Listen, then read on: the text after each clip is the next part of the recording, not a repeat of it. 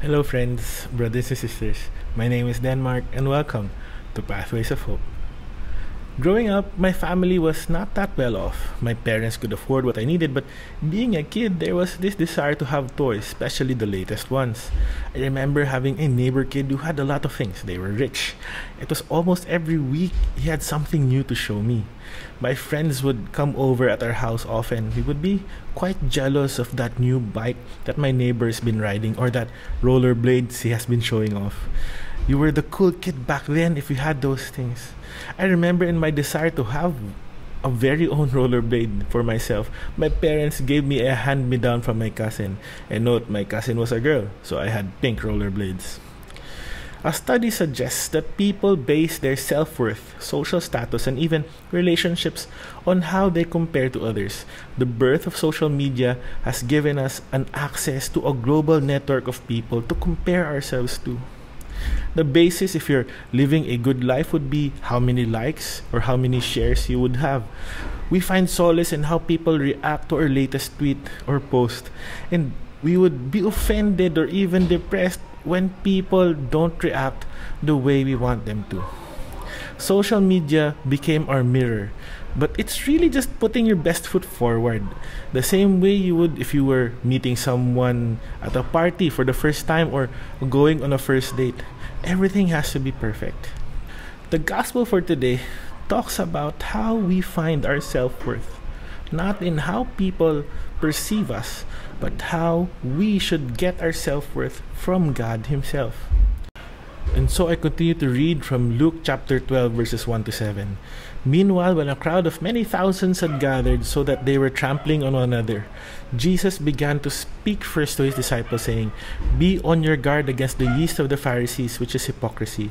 There is nothing concealed that will not be disclosed, or hidden that will not be made known. What you have said in the dark will be heard in the daylight, and what you have whispered in the ear in the inner rooms will be proclaimed from the roofs. I tell you, my friends, do not be afraid of those who kill the body, and after they can do no more. But I will show you whom you should fear. Fear him who, after your body has been killed, has authority to throw you into hell. Yes, I tell you, fear him. Are not 5 sparrows sold for 2 pennies? Yet not one of them is forgotten by God. Indeed, the very hairs of your head are all numbered. Don't be afraid. You are worth more than many sparrows." The gospel provides us a profound reflection on various aspects of faith and our life. Jesus' words in the passage remind us of the importance of sincerity and avoiding hypocrisy, warning us to be genuine in our beliefs and actions. The notion that what is concealed will be revealed reminds us for the need of authenticity in our lives, as ultimately our true character and intentions will become evident. Jesus' assurance that God cares for even the sparrows highlights the depth of God's love for each and every one of us. We are encouraged not to fear human judgment, but to find solace in the knowledge that we are valued and watched over by our Heavenly Father. I want to share to you 4 things for reflection from this gospel. One is beware of hypocrisy. The passage starts with Jesus warning the disciples to beware of the yeast of the Pharisees, which is hypocrisy. Hypocrisy is the act of pretending to be something we are not, especially in matters of faith. It's a call for introspection. Are we genuinely living our faith or merely putting on a show for others? This reminds us to seek authenticity and integrity in our relationship with God. Number 2 is that nothing hidden will stay hidden. Jesus teaches us that everything that is hidden will be seen, and everything that is secret will be made known. This speaks to the idea that in the end, the truth will always come to light.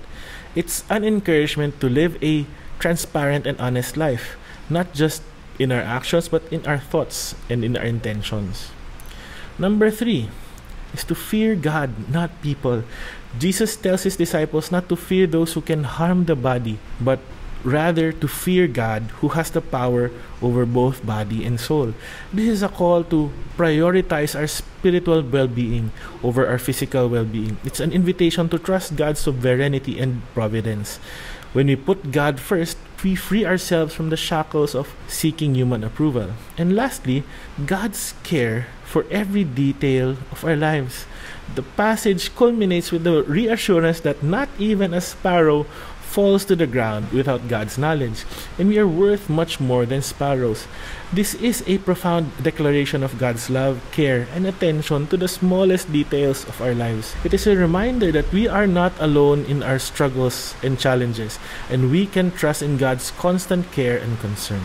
As you have your prayer time today, I invite you to be prompted to examine the authenticity of your faith, acknowledge the inevitability of truth, and shift our fears from worldly concerns to a reverent fear of God.